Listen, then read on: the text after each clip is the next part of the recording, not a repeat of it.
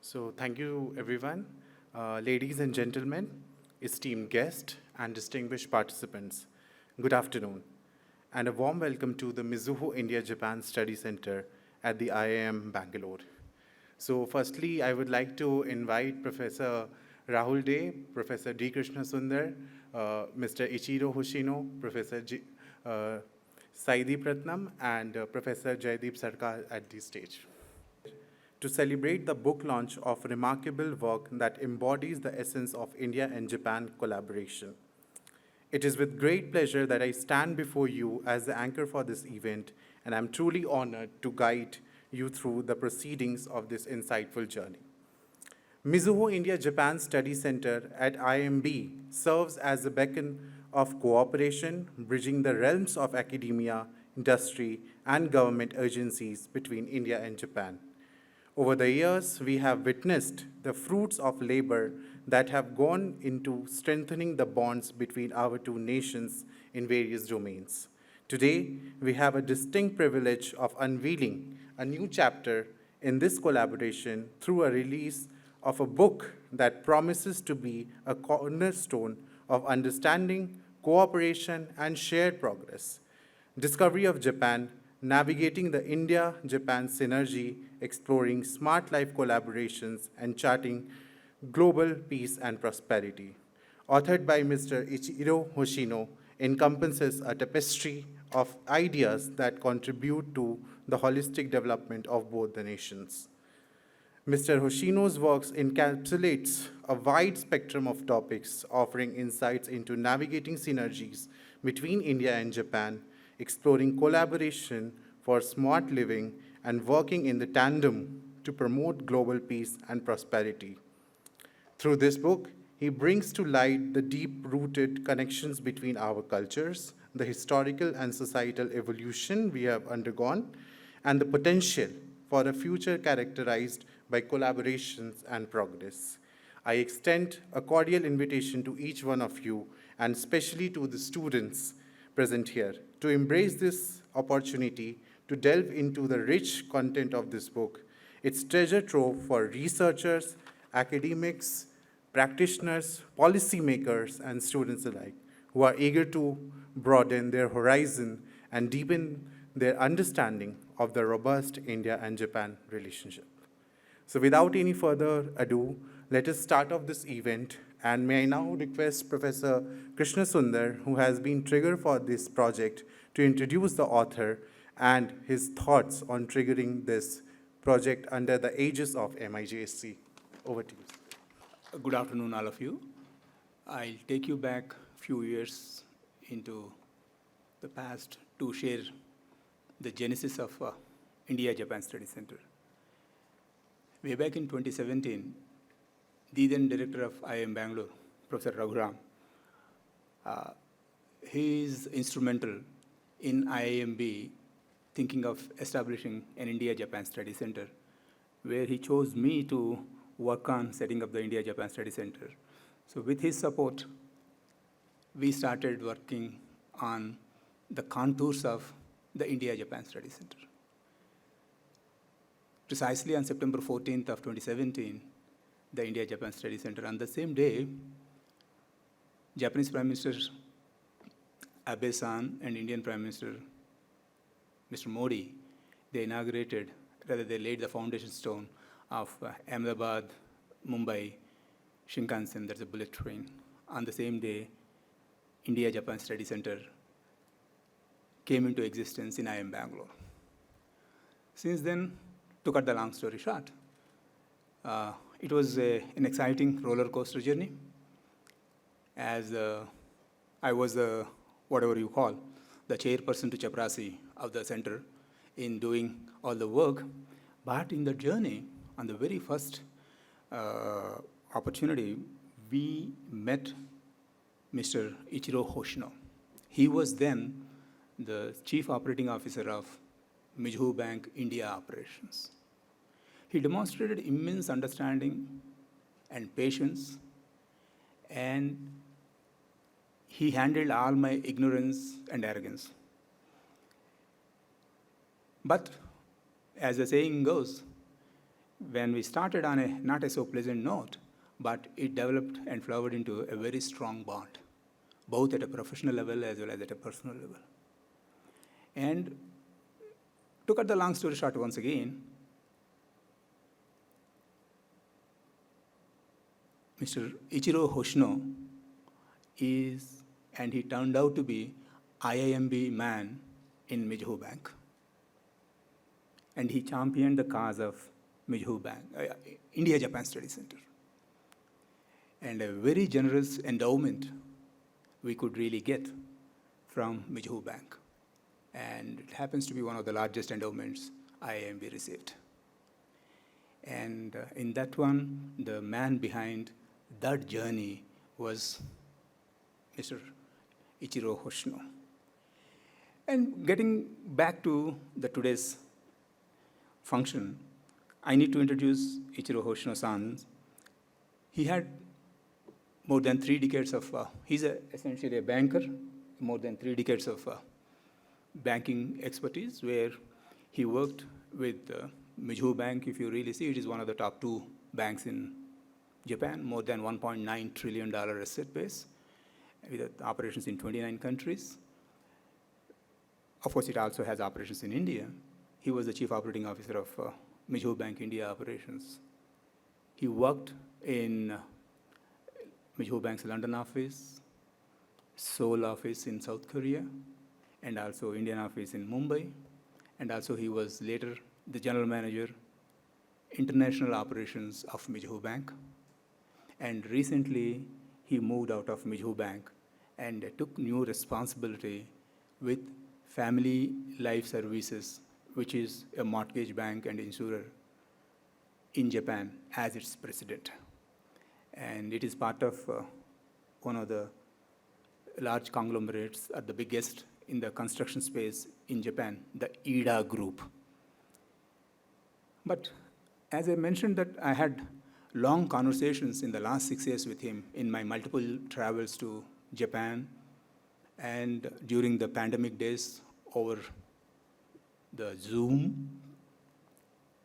Knowing Hoshino-san's exposure both to South Korea, India, Japan, and a greater understanding of China, I thought when we have so many books about Japan, Japan culture, economy, and various other issues, but how a business leader looks at these issues with a fair exposure to India as well as Japan.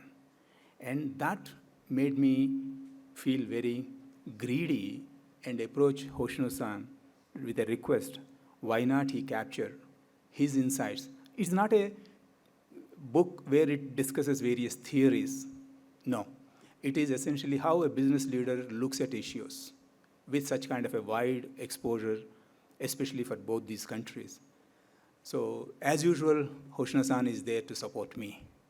And without even questioning, he worked on it for last 1.5 years with all his professional commitments, devoted all his personal time pro bono. And that is the book that is going to be released today. Hope that will be useful book or a repository for those who are interested in knowing more about Japan. With a typical, as you are all aware of the manga and sakura and the beauty of Japan, this book is also very colorfully brought out pictorially with less of text, but deep observations with lot of keywords which may help the enthusiast to dig deep into those details. So this is what the author of the book, Hoshino-san. So it is a great pleasure once again introducing one of my best friends to all of you. Thank you very much for patiently listening to me, and I don't want to come in the way between you and the author of the book. Thank you very much. Thank you, sir, for setting up the context for the event. May I now request to the all respected dignitaries to do the honor of officially launch the book and facilitation.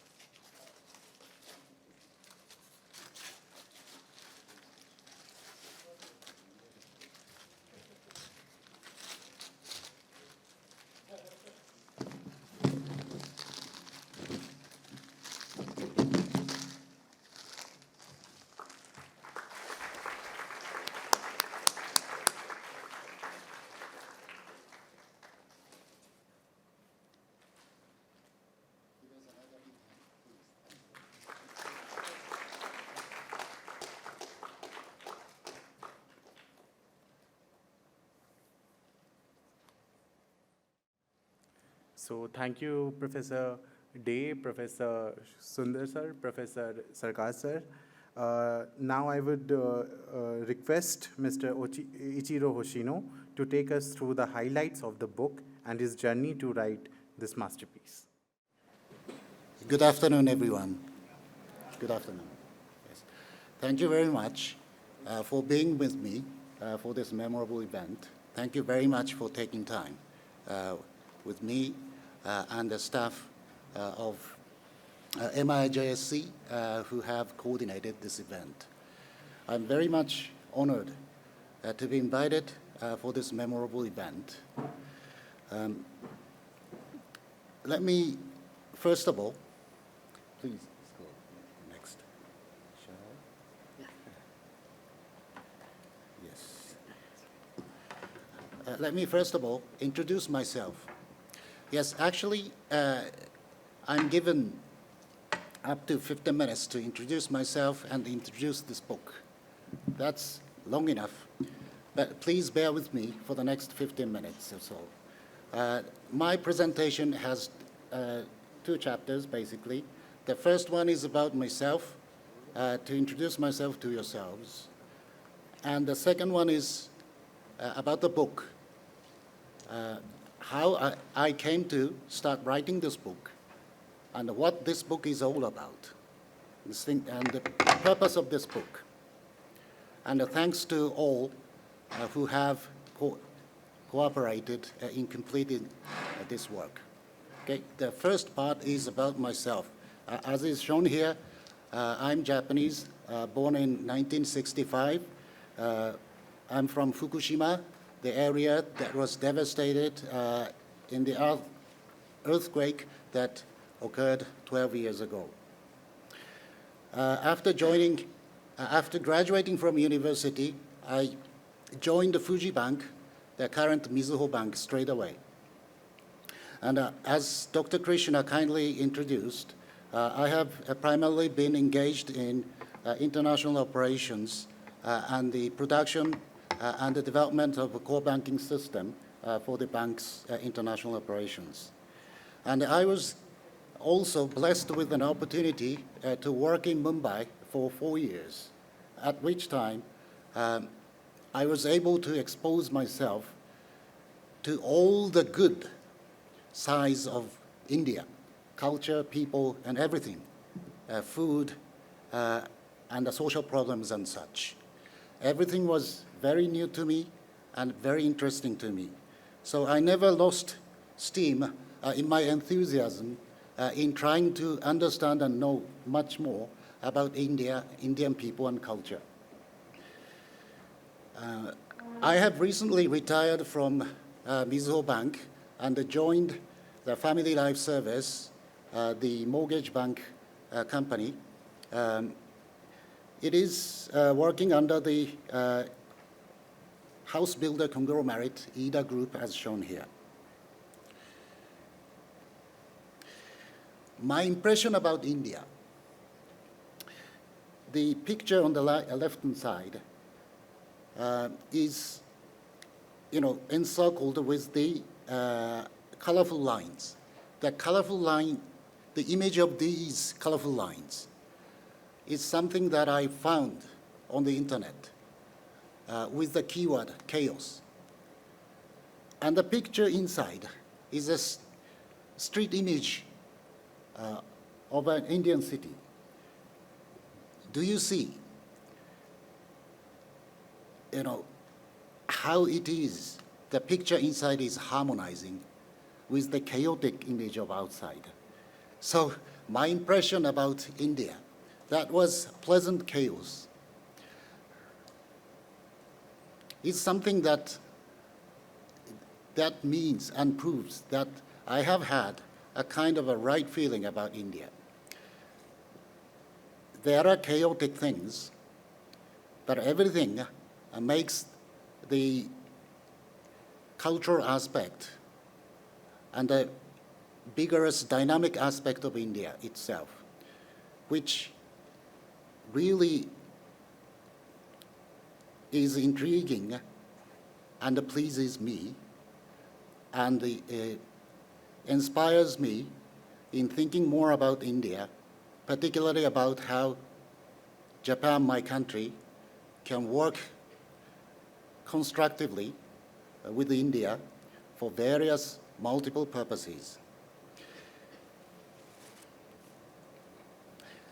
My history of interaction with IIMB, as Dr. Krishna mentioned, that started from September 2017. This was a memorable moment. We took a picture together. Since then, I never stopped communicating with the IIMB officials, particularly with Dr. Krishna Sundar. And I was, in the meantime, given multiple opportunities to act as a speaker for students. So as is shown on the lower left-hand corner, I have always been stressing strong Indo-Japanese spiritual bonding and the potentials of the two countries' collaborative action. My enthusiasm in exploring these spaces, of course, helped me to have energy to start writing about Japan, but nobody had ever expected me to do so. And as a matter of fact, unexpectedly, the Nikkei, the Japanese financial daily, last year, May, posted an article about Japan's slowness in attracting Indian tech people, and some assertions and some suggestions to the Japanese government what they have to do.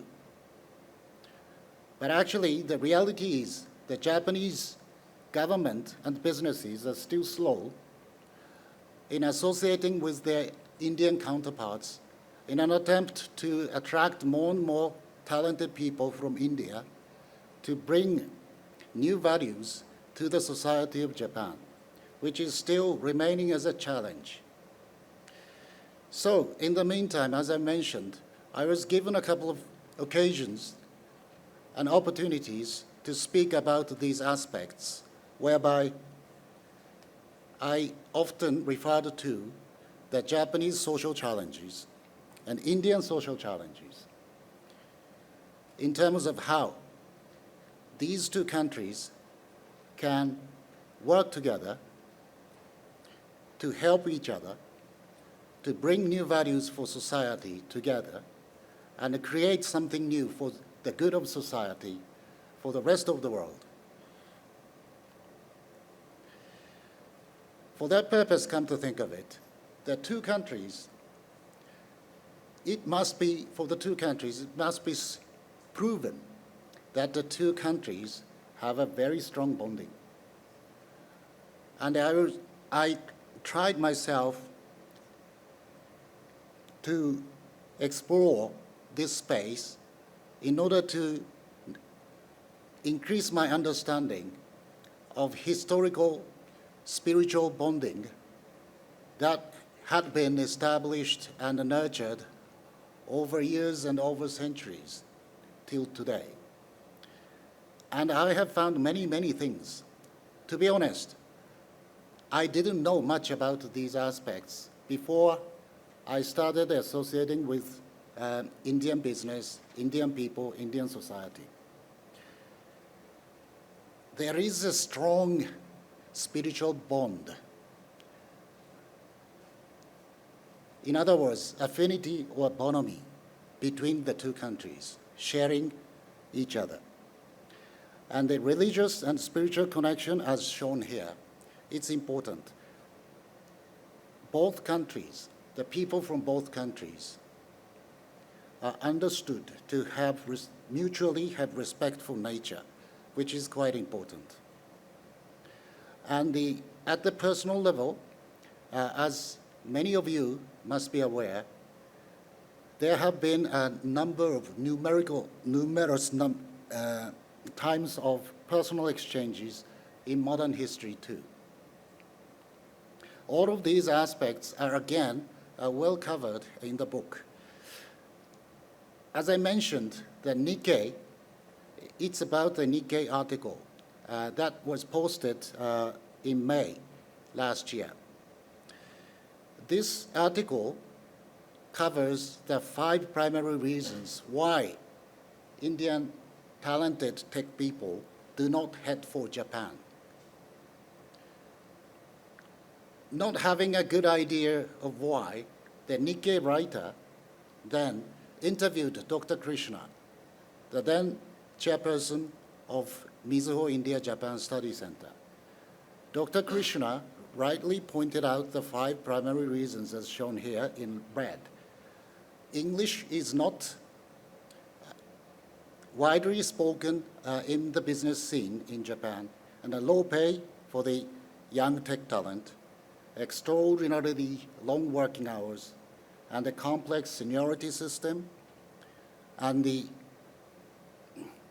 on top of it, there is much less information available to Indians about what working in Japan would be like.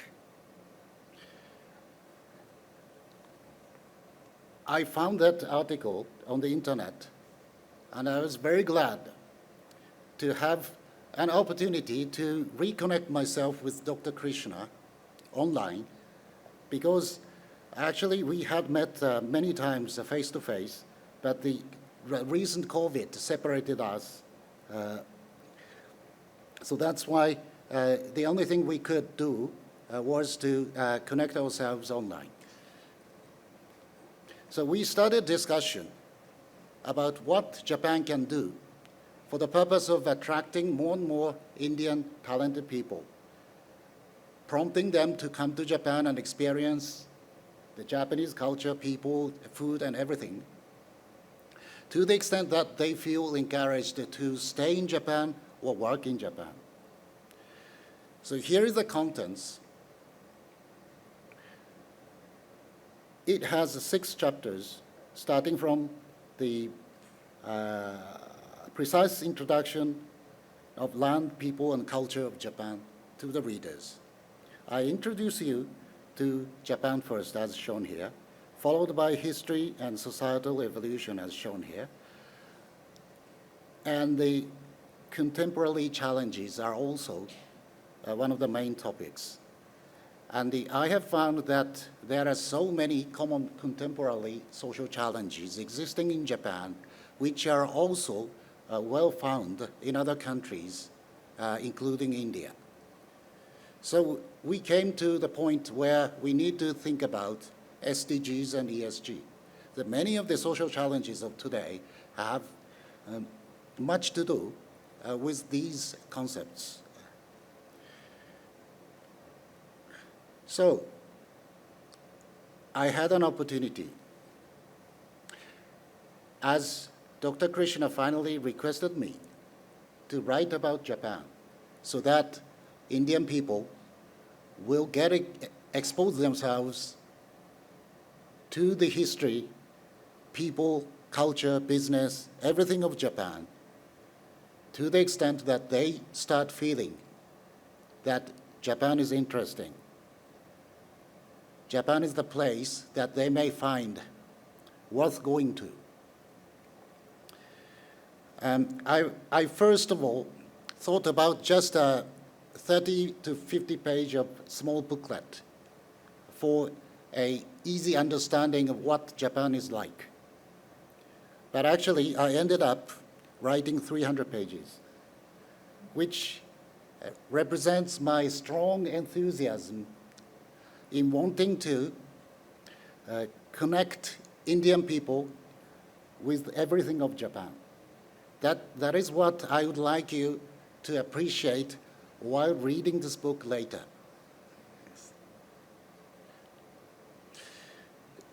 Just quickly, this book covers many topics about Japan, India-Japan relationship, the social challenges, and the India-Japan future, and their collaborative model and structure, which I am asserting. I am using so many pictures, illustrations, and charts and things like that, so that even the people, Indian people, who have almost no knowledge about Japan, can start gradually understanding what Japan is like. For this purpose, they assigned a designer, the Harsha-san and Prabha-san of Jarakara, helped me a lot, not just about the designing of each and every page, but about the writing style and the grammar patterns and expressions and phrases I chose were precisely scrutinized by those professionals so that the Indian local readers can understand the nitty-gritty of this book without difficulty. I cannot thank them enough. So I'm skipping the rest of this presentation material because you can find what is covered later. Okay, like this, all pages are using pictures properly to help you understand more. Let me just stop here to talk about the world history. You can see the third line from the left indicates the Indian subcontinent, the summary of history shown chronologically from BC up to today. And the blue one on the right-hand side, at the right end, indicates the Japanese history. So as I mentioned, this book covers precisely the chronological developments of Japanese history, but without knowing what was actually happened in 10th century in India, while reading the historical events that took place in Japan in the 10th century. So this kind of a comparative, comparison must help. So this is also an idea. I had to work intensely on this chart, and which troubled Jarakara people very much. But finally, we made a kind of a masterpiece of a world of history on one page, on one canvas, for your easy understanding. So like this, you can enjoy what Japan is all about. And finally, in the chapter where I'm covering the history of Japanese economic development, I needed to touch upon the fact that Japan was left with so many social agendas, as shown on the right-hand side, which prompted me to think about the 10-point social agenda of India and compare them together, which helped to enrich the storyline of this book. I am covering the 10-point agenda of India as well. For the purpose of resolving various problems of the world society, my simple keyword that I'd like to assert here is here, just two keywords: global peace and the shared prosperity. I would like all of you to find where I'm coming from in reaching the conclusion that these keywords have to be borne in mind. I would like you to read this book carefully. And for the purpose of achieving world peace, we have to remove every kind of human ego from each and every person, regardless of nationality. For this purpose, I found a very interesting keyword from a Chinese thinker, Lao Tzu. A contented mind is a perpetual feast. In Japanese, taru o shiru mono wa tomu. No human ego and extra want.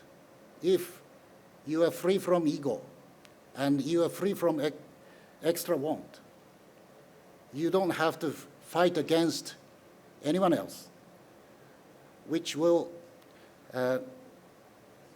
shorten the path for achieving a world peace, maybe. For this purpose, anyway, we have to think about our future perfect, what our future perfect should be like. For this purpose, we need to think, discuss, and agree, and act. And I am asserting and proposing a compact smart city concept as a starting point. We need to see some level of success somewhere. Otherwise, the majority of people will not feel inclined to follow any proposed asserted action by any politician. So we need a case of success somewhere.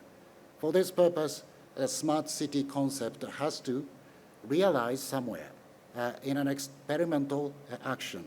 That is what I'm thinking. In such a experimental society, we have to consume less, prompt recycling, promote a digital experience, and educate people in a fair manner to help remove any concept of ego or bias, and nurture awareness of local culture and values, so that everyone can have respect for each other and have the capacity to appreciate the different culture and different values. And we have to learn to have sympathy for all people. India and Japan can share their respective values to create a new philosophical concept that should be well learned by all peoples in the world. I'm not, going into detail. I don't have much time, so I would like you to dig into this area. And the historical records of the human exchanges by India and Japan, as you can see here. And as I mentioned, I cannot forget about the 10-point agendas of Indian society. This chart, not covering all aspects, is quite interesting and important. India and Japan are mutually complementary. This was something that I discovered in my initial early stage of research before going to IIMB for the first time in September 2017. I prepared myself to make a short presentation for Dr. Raghuram and Dr. Krishna, at which time I showed these charts. A little more was contained, but I'm showing just a part of it. So where there is strength in India, there is weakness in Japan. Where India has strength, Japan has weakness, and vice versa. That's what I was made aware of as a result of my intense research. So these two countries can work together for each other, respectively. And particularly for India, I would like Indian people to make the best use of the good side of Japanese technology and the culture and everything. The picture in the center represents the fact that the devastated road after the big earthquake in 2011 was fixed in 6 days for the purpose of restarting distribution of goods and services. And the picture, colorful picture on the right-hand side represents the Japanese quality food, meat, veggies, and sashimi, the sliced raw fish. They look nice.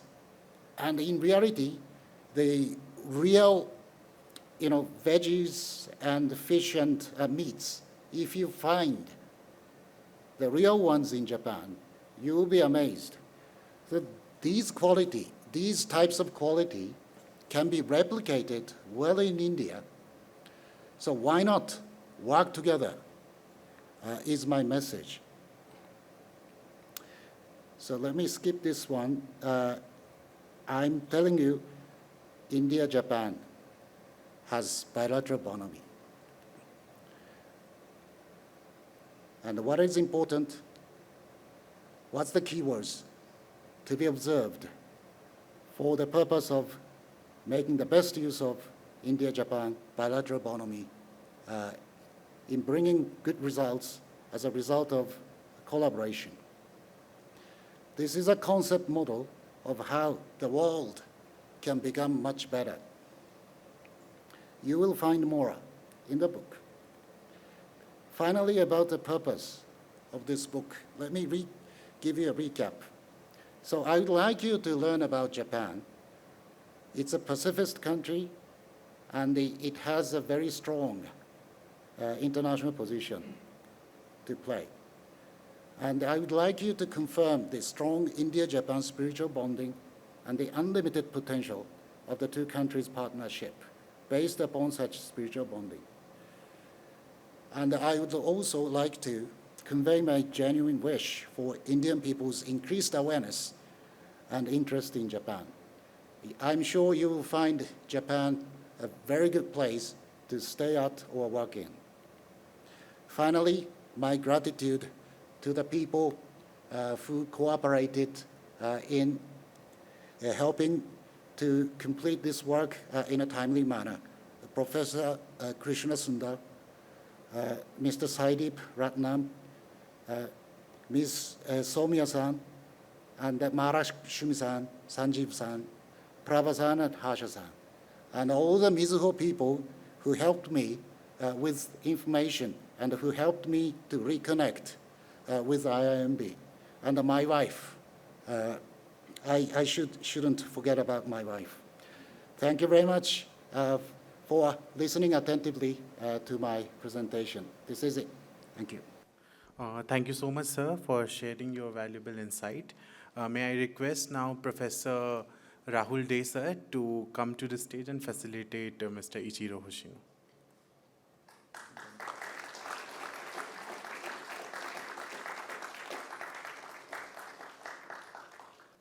So moving ahead, our next segment promises to be equally engaging. We have a panel presentation on the agenda featuring Mr. Ichiro Hoshino and Professor Jaideep Sarkar. First, Hoshino-san, please accept my compliments on a wonderful book. I think it's a very good exposure, comprehensive exposure to different aspects of Japan, and it will prove useful not only to those, and there are many who are interested in your business and culture, but also those like me who've been associated with your country for many years, but it's a treasure trove of information. So I thank you once again for this labor of love. Moving on to the discussions. A fascinating aspect of Japanese culture is how extreme tradition coexists with extreme modernity. And I think this is one of the themes in your book. In your ancient history, you adopted customs from Japan, from China, and in your recent history, you adopted many customs from the West. I just want to sort of show that with this slide that is there. And this is after the Meiji Restoration, a country coming out of 400 years of isolation, abruptly adopts Western customs, including changing the court dress from traditional Japanese wear to Western wear. And I think this, it reflects various things about your culture, high level of pragmatism, adaptability, and if I might say, social control. And can we show the next slide? And you can see this is a sort of plaque that is there at the Meiji Shrine in Tokyo, which is dedicated to the Meiji Emperor, who took the lead in adopting these Western practices. But I do wish to bring you back to contemporary Japan, and we read about social problems, couples not having children. I mean, it's a very low birth rate, homelessness, and care for the elderly. So I want to ask you, is this, in modern Japan, is modernity and tradition, or to be more specific, tradition and westernization, is it still, you think, in harmony and balance? Thank you very much, Professor Jaideep, for giving me this most relevant question for the Japanese people, business, and culture. Let me first touch upon what actually happened in the early days of Meiji Revolution or Meiji Restoration in the late 19th century. Before Meiji Revolution took place, Japan was under national isolation policy, as Professor Jaideep mentioned, for hundreds of years, during which time what happened in the rest of the world was the typical one is industrial revolution. During the times of industrial revolution,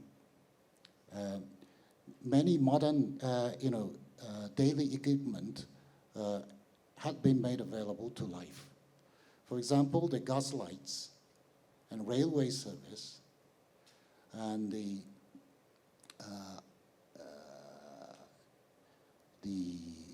for example, other materials, nothing was available in Japan. Come to think of it, at the time of war, they were made aware there was no steamship. But Japan was astonished at the scene of a series of arrival from US and other countries by steamship. equipped with and mounted with armaments. So they had to, at the time of Meiji Restoration or Revolution, they had to catch up one way or the other. Otherwise, they must have been quite wary. What would happen next to the country of Japan might be 100% controlled by any country, which never had happened before.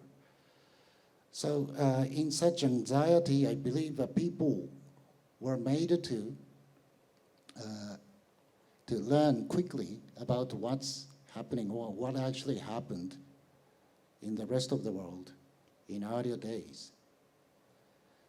So that's something that I need to touch upon in explaining why Japan had been able to harmonize old and new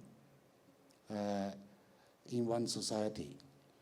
And in the modern society after World War II, the same thing can be stressed. The Japan was devastated, completely devastated by 1945. And there was nothing in Tokyo, completely reduced to ashes. So how to revive its economy, how to revive the country itself, what did they have to do was the biggest question. So they used everything they had in catching up with the rest of the world in the economic sense, at the cost of everything in the cultural field. So, as Professor Jaidip mentioned, that currently Japan is struggling with various social problems, including the low birth rate, which gives rise to the chronicle decline of population and things like that. All of these are considered a product of the aftermath of a quick recovery after World War II. They never wanted a smaller number of children to be born. They wanted. But actually, they had to work in the manual world, in the analog world. Now we are into the digital world, where much of the labor, manual labor, can be replaced. So we can enjoy ourselves in different ways. So we can have a better family plan in terms of how many children we should have, things like that. But in the past, particularly after World War II, when and where they had to recover, they had no choice. So it's a very difficult question, but I can keep talking about the possible answers and clues to that question. So let me just stop at this moment. So I come to one of the pages in your book. Oh, sorry. I come to one of the pages in your book, and this is about the company Nissin, which introduced the cup noodle. And you write about how when the company wanted to reduce the amount of salt, it investigated 170 kinds of salt all around the globe to arrive at the salt that they felt would be most appropriate, keeping taste and health in mind. So I think that another aspect of your culture is this extreme attention to detail and meticulousness. Do you think this is a uniquely Japanese trait? How is it that your society from top to bottom has developed this characteristic? Thank you very much, again, for giving me the most interesting type of question. This is quite difficult. This is a very difficult question. But in my view, there must be some other countries and some other peoples who are exhibiting the same sort of or same level of meticulousness in their work. But Japan, in my opinion, must be number one in terms of meticulousness and the precision technology.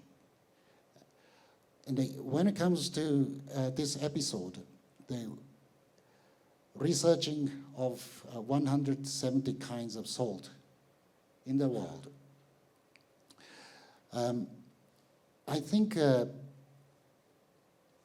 without the enthusiasm, without the spirit of hospitality to bring every kind of good to the consumer, they shouldn't have been able to achieve this. So there must have been Japanese hospitality. So meticulousness, which is unique to Japan, not just to Japan, but meticulousness is one of the good terminologies to describe the cultural aspect of Japan and Japanese people. And on top of it, precision technology is something I would like to stress here. That's the area that Japan exceeds the most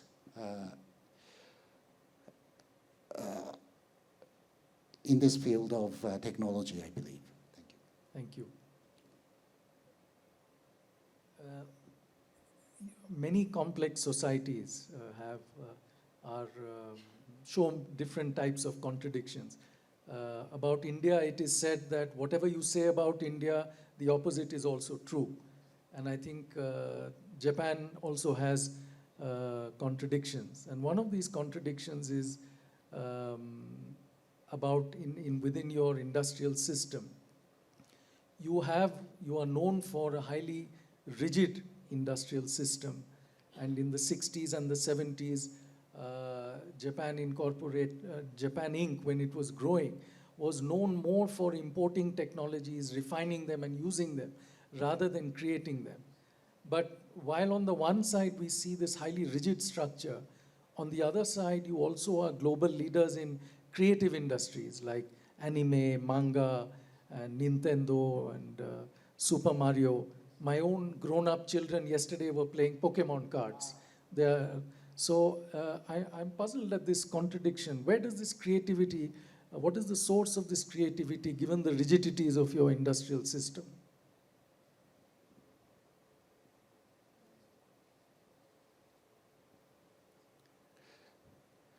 In order to answer this question concisely, while getting to the point, I should refer to the fact that the rigid corporate culture established in 60s, 70s, and 80s, that's true. That was when the manual labor with productivity counted most. And the Professor Jaideep mentioned about manga, anime, those creative areas. The leaders in creative areas have to have plenty of time in thinking about our next generation future, or any future that doesn't exist now, but something that people may want to exist in future. So those, matters of imagination may, after having a multiple times of thinking, may evolve into some sort of a creation, and that finishes in the form of complete sophisticated manga, anime, or something. Such activity can well develop in the days of a digital world where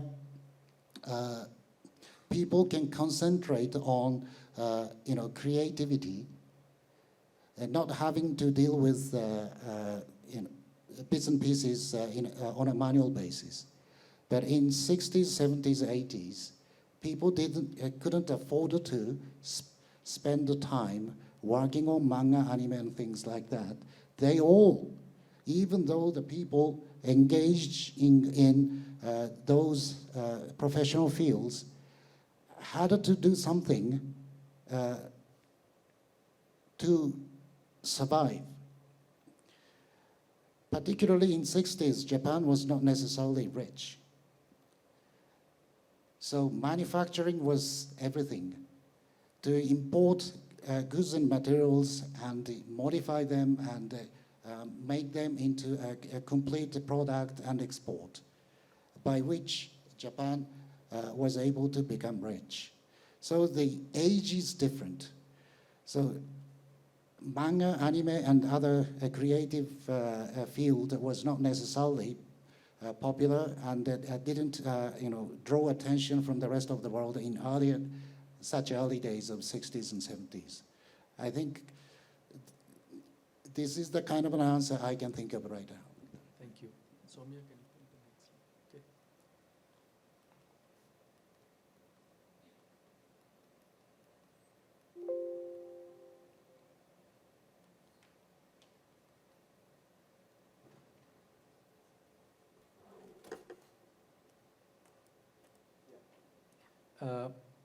For the next question, I'll just take a minute to explain a very interesting transition that Japan is going through or is planning to go through. And it arises from the fact that by 2060, Japan will lose 1/3 of its population. And the answer to the question of how a society can grow with that kind of demographic is Society 5.0. Now, I don't want to go into the details, just to say that they have defined it as saying it will be a human-centered society that balances economic advancement with the resolution of social problems, etc. Now here, the phrase human-centered society is significant. What it means is that from now on, the main goal of Japan will not be technological dominance of global markets, technology for the world. It will, all technologies now that Japanese industry will develop will be bent to a social purpose. And I think that if they go through with the kind of changes they are thinking about, this will usher in a very profound and systemic changes in business, economy, etc. And you can see two of the sort of changes that they are proposing. What I want to ask you, Hoshino-san, is this Society 5.0 has very, very significant implications for the world, because while Japan is aging today, Europe is close behind you, and close behind Europe is indeed China. So what you do today is possibly what the Europeans and Chinese could do tomorrow. This kind of radical national transformation, do you think it's something that is feasible? Do you feel that it is something that Japan will actually implement? To be perfectly honest with Professor Jaideep, I do not personally feel it is feasible right at this moment. There are a number of hurdles to overcome before arriving at the stage where we can find a situation fit for transformation into smart city Society 5.0. At this moment, because the Society 5.0 does not necessarily represent the introduction of technological innovations, for which purpose we have to see people's mindset change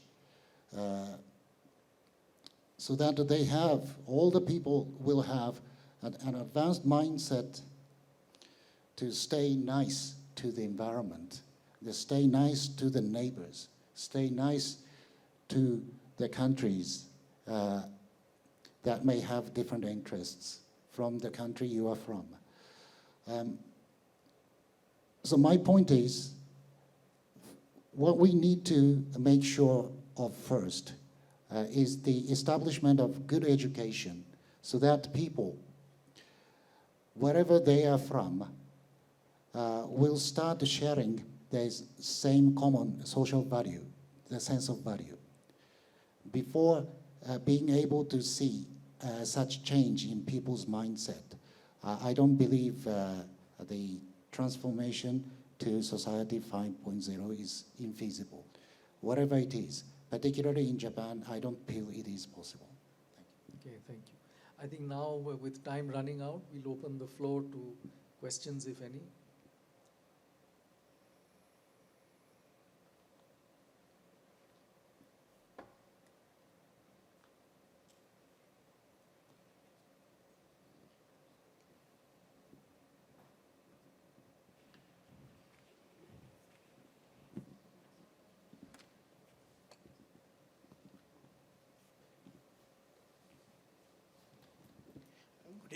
Good evening.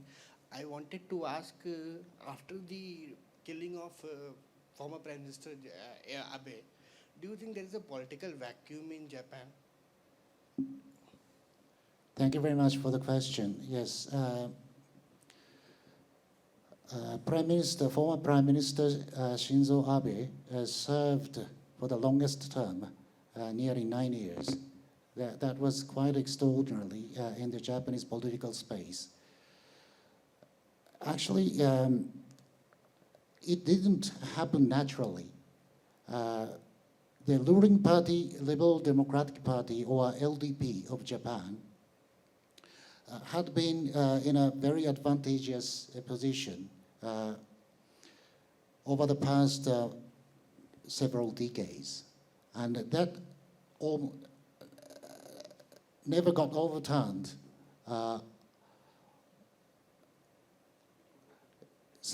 till today, with a couple of occasions of exception only. So Abe-san was lucky because during his time, there were no good rivals to appear from other political departments. Today, what is the problem with the Japanese political system is the vacuum of talented leaders. As you're rightly saying, that is what we see as a problem for the Japanese politics. And in Abe-san's days, the situation was the same. So he was lucky to remain as prime minister as rivals didn't come out. They simply put, that might be the answer. Anyone else?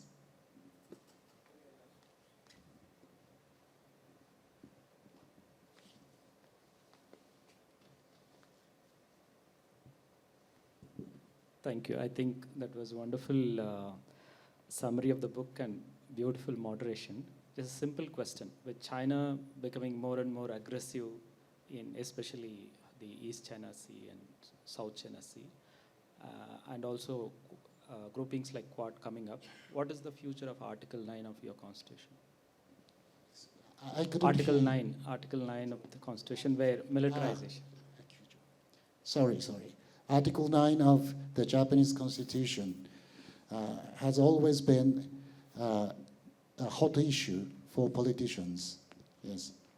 To be 100% honest with you, and to be frank with you, the Japanese people themselves have not been so critical about the initiative of changing our constitution with much focus on the Article 9.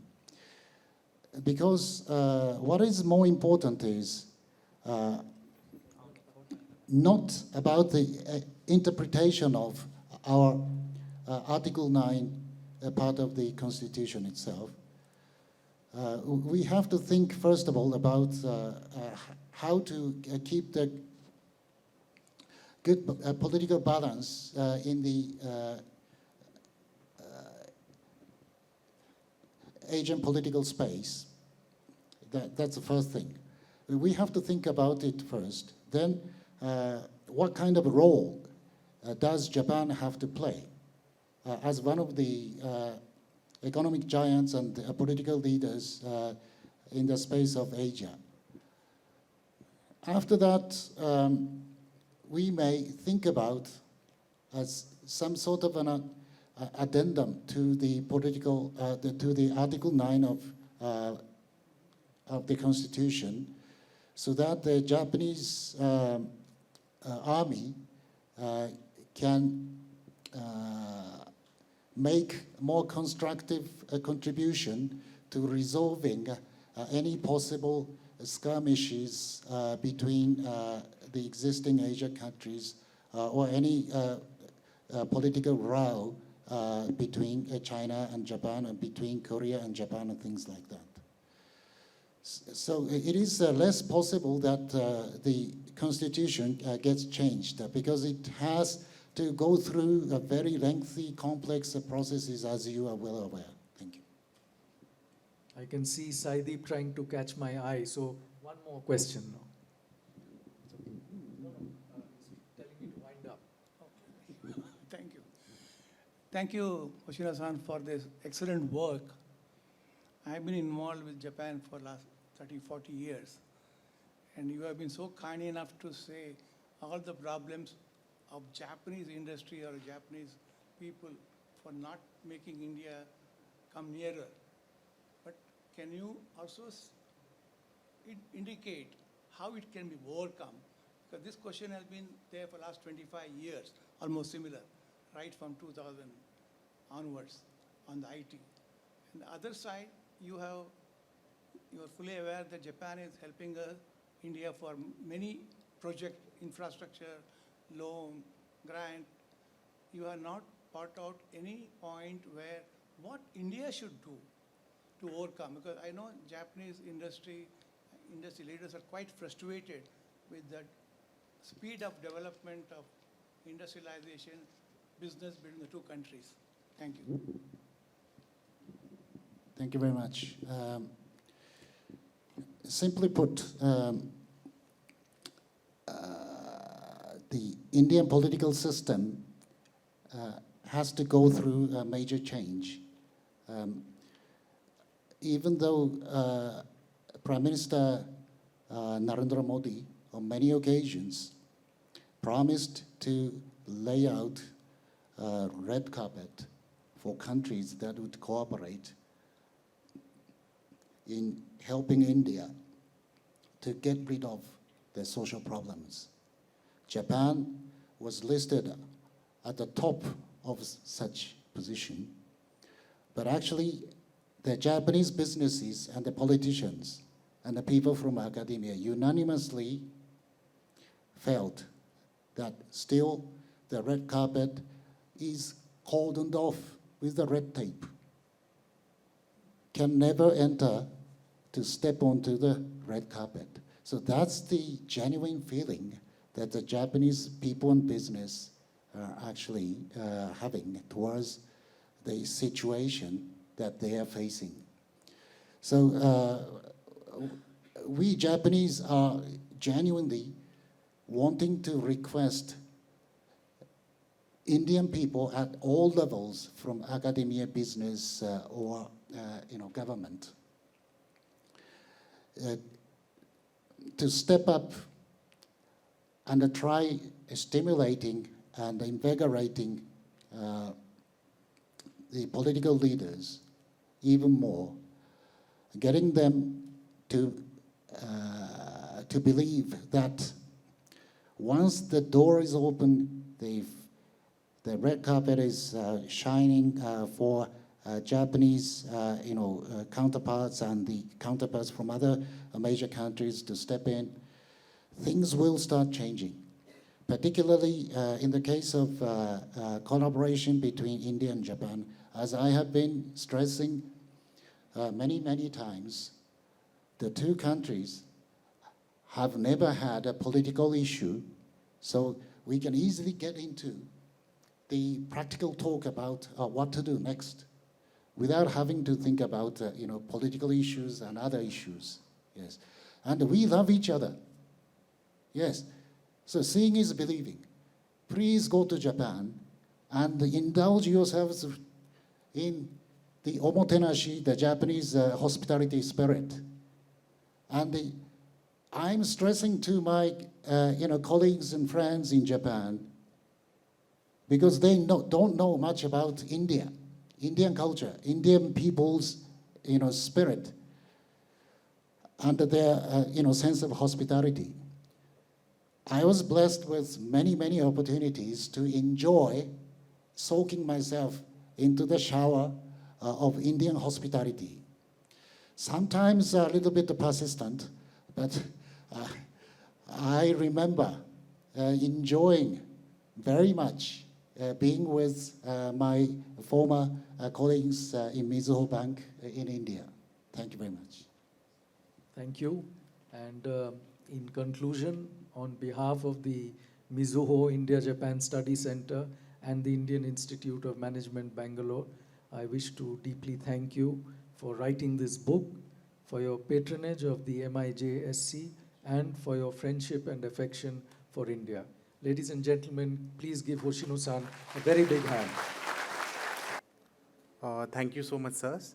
So we have the privilege of the presence of our Professor Raghuram, former director of IIM Bangalore, and may I request him to share his thoughts on how the Mizuho link was established through Hoshino-san. Hi. Thank you. That's a bit of a cold call just a little while ago, but I couldn't say no. I mean, because this means a lot to what we were trying to do. So takes me back 6 years ago, September 14th. Well, actually, the summer of 2017, when I had a chance to go to Japan, and then, talking to the Japanese ambassador there, and also what our board had said, that, we must, some international center for which will look internationally, should be thought about. And then it struck me, international versus East Asia, or maybe just country specific, and maybe the depth is good, will drive a lot of focus. And I think when I came back from there and then talking to a few people here, the idea emerged. And Krishna was at that time to take the international, the course is called International Immersion.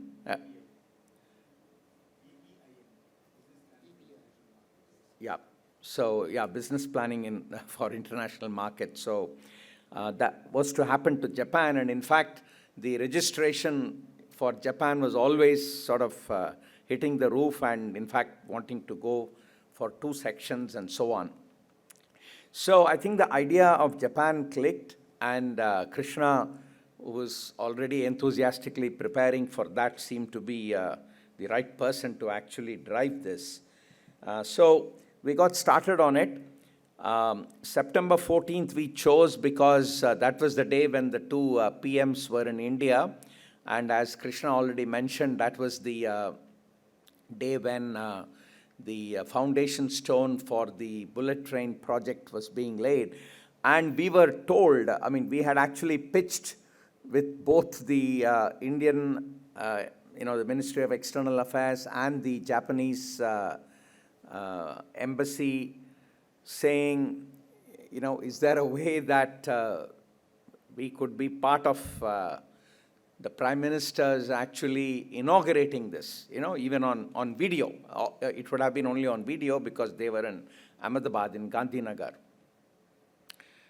anyway, we were waiting, but I think a couple of hours before they said they tried their best to get this event into it. In fact, I remember we also made a plaque already, thinking if it happens, so I must be somewhere there on what might have been kind of an event. In any case, I think the, the great thing that happened around that period was a visit by Hoshino-san to the campus through another friend, because I think Mizuho Bank was interested in connecting. And, this just fell into place. And then the October, we were to have our foundation day, and it just thought that the best thing would be to invite the Japanese ambassador here. And so that foundation day, the Japanese, and he readily agreed, given the context that we were, we had set up the center. And so I think many things just happened in a very timely way. And, thank you very much for, the way Hoshino-san in his own way has taken ownership of the center, built it up, and got Mizuho to, make a very generous contribution towards the center. So center is pretty flush with funds for research, variety of activities, and a full-fledged space that should get built up maybe in the new campus. So, yeah, that's, I think, how it really started.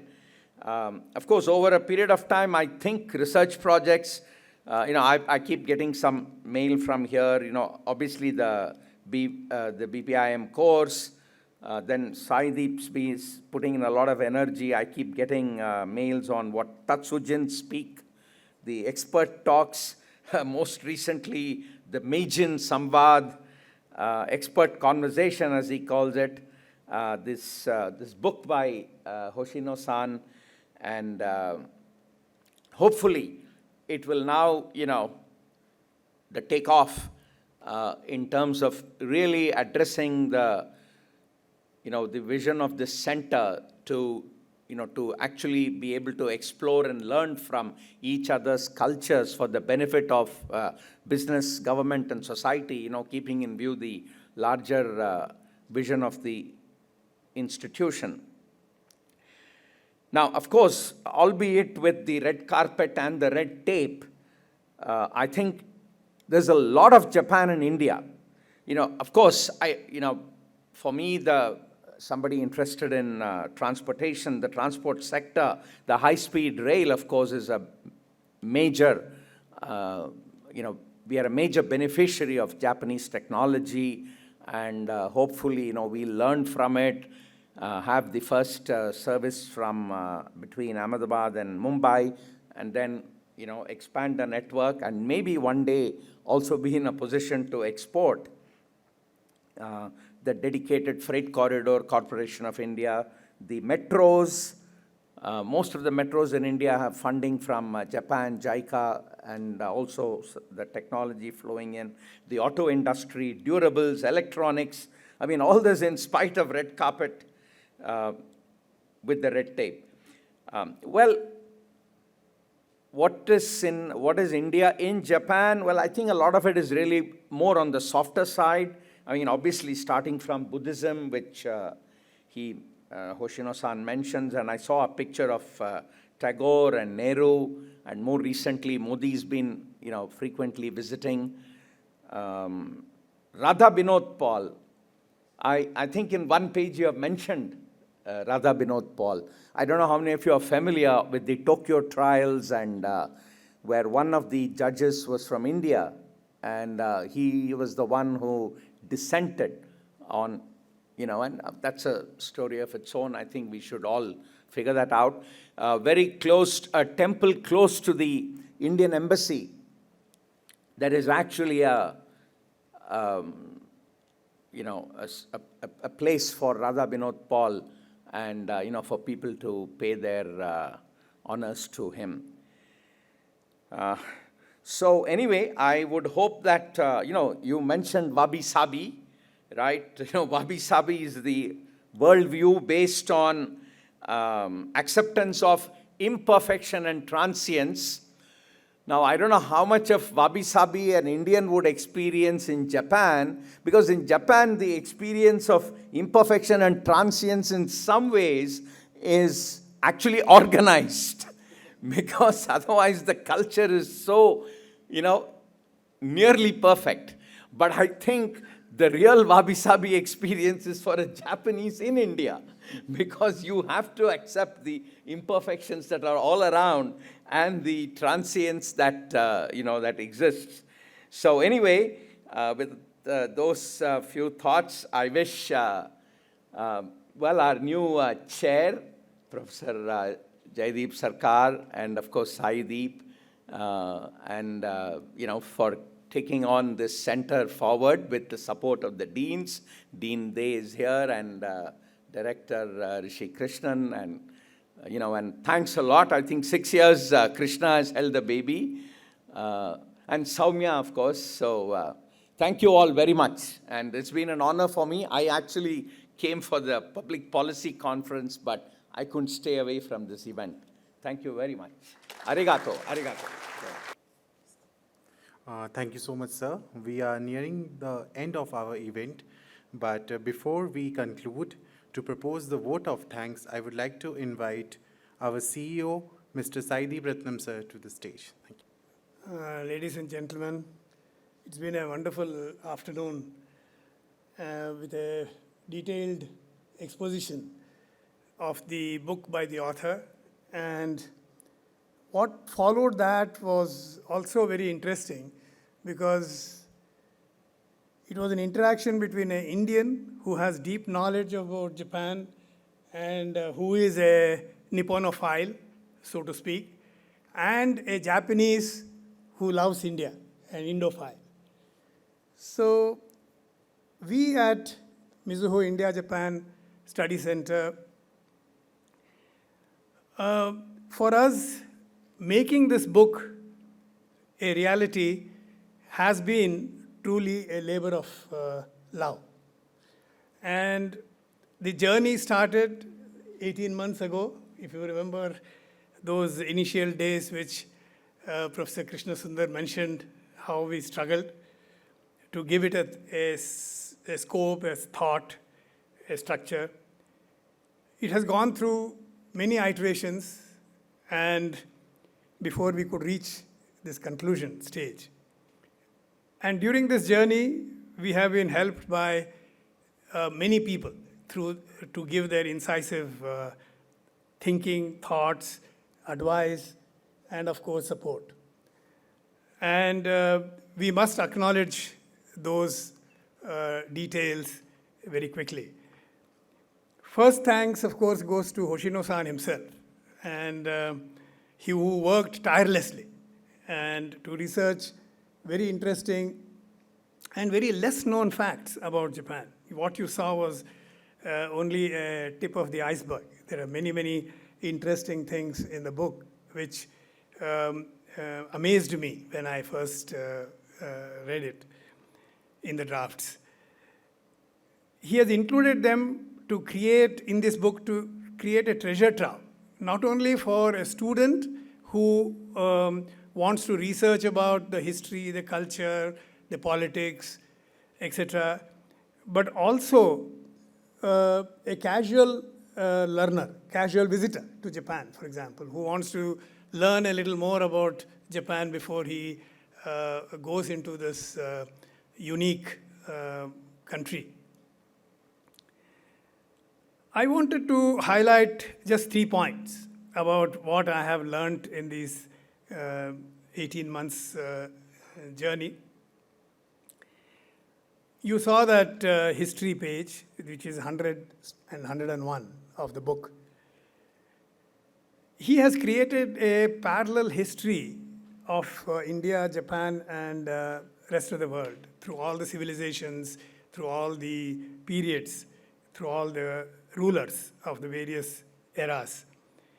I feel that this one page, and I was just sharing it with the Dean, Professor Rahul Dey, that this one page has been a very, very interesting exposure for me as to how one can create a summary of from 1000 BC to 2020, in fact.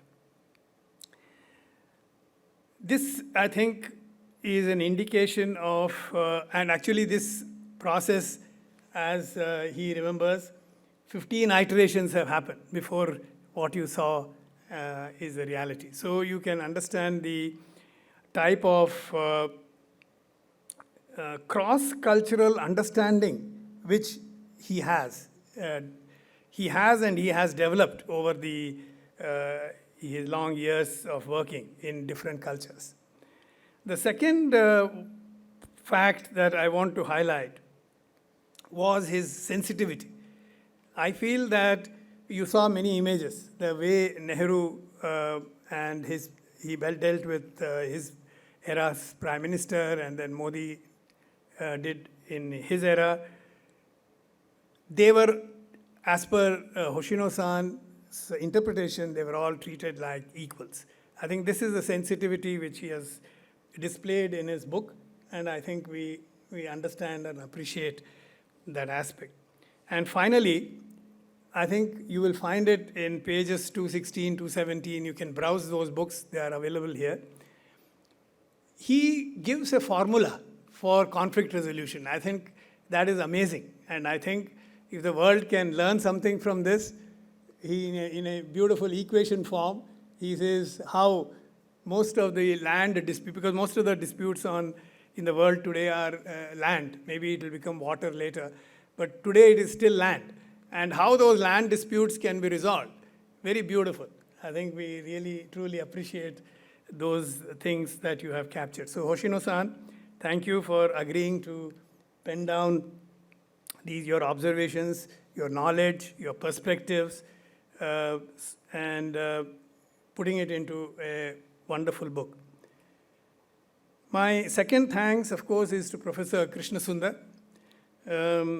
Though Hoshino-san had never written a book before, but Professor Krishna Sundar could spot the talent, spot the genius of Hoshino-san, if I may use that word, and motivated him to pen down or write this wonderful book. So thank you, Professor Krishna Sundar. Harsha Koda and his partner Prabha Koda from Jalakara, may I request you to stand up for a second so that all of us can see you. Yeah, you have been mentioned repeatedly by Hoshino-san. Thank you. Please take your seat. And personally, having interacted with both of them is like dealing with the proverbial yin and yang of where I think you Japanese also call it in-yo, I think, if I remember right. The complementarities in their business dealings leads to organizing effectively and also creating harmony. And I think it is reflected very well in the book. Though very experienced and a perfectionist by themselves, they are very good learners and open to new suggestions and changes that we have been requesting over this 18-month period. So thank you for being a part of this project. The printer, CompuPrint owner, Mr. Divakar, where is he? Here? Ah, there you are. Thank you. He has been a rock-solid supporter, and you have been very understanding, patient, and of course, perseverant. So thank you. Closer home, the support of Mahalakshmi. Are you here? Mahalakshmi, of course, at the initial stages of this project was very invaluable. She created actually the linkages between all the agencies, MIJSC, Hoshino-san, Jalakara, and so on. So thank you. Soumya, where are you? Yeah, okay, there you are. I think everybody has been seeing you whole evening. You are the pillar for organizing all the activities at the center. And thank all of you and rest of the team. You see Shivam, who has been the compeer here. They have worked tirelessly to make this reality.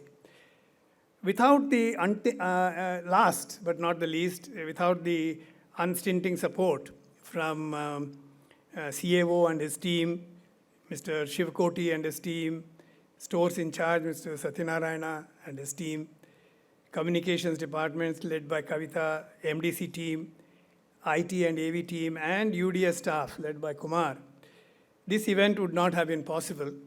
And thank you for your continued support to MIJSC. Just to let you know, of course, Shivam will give you more details, but let you know that our MDC has organized a Japanese delicacy, apart from the regular Indian ones, for the high tea this afternoon.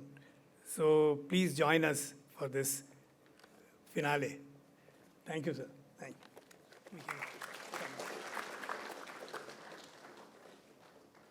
you. Thank you so much, sir. So we are now concluding this event, and since sir has mentioned about the Japanese IT, so we would like to invite you all. It's being served outside the auditorium. Thank you so much.